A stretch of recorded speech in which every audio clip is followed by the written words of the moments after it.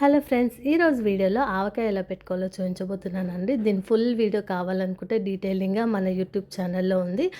Link అనేది YouTube channel link మన ప్రొఫైల్లో ఉంది, ఒకసారి వెళ్ళి చెక్ చేయండి.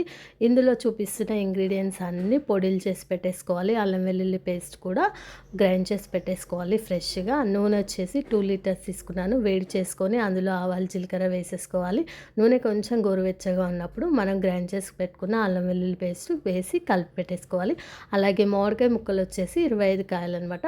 వీటిని మంచిగా నీట్గా తుడిచిపెట్టేసుకున్నాను. ఇప్పుడు ఇందులోకి 1 కేజీ ఆవపిండి, 1 కేజీ మిరప్పొడి, అలాగే 1 కేజీ సాల్ట్, ఒక 2 టేబుల్ స్పూన్ల పసుపు, అలాగే ఒక 2 టేబుల్ స్పూన్ల మెంతుల పొడి, అలాగే ఒక 2 టేబుల్ స్పూన్ల జీలకర్ర పొడి. వెల్లుల్లి రెబ్బలు నేను ముందుగానే వేసేసాను, అది స్కిప్ అయిపోయింది.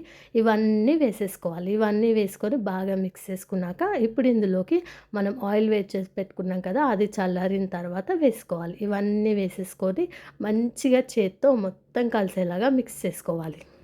ఇలా కలిపేసుకొని జాడీలో పెట్టేసుకుంటే కొత్త ఆవకాయ రెడీ అయిపోయిందండి. 2 డేస్ తర్వాత తింటే టేస్ట్ అదిరిపోతుంది. రీల్ నచ్చితే లైక్ చేయండి, షేర్ చేయండి, కామెంట్ చేయండి. ఇప్పుడే మన పేజ్ని ఫాలో చేయండి.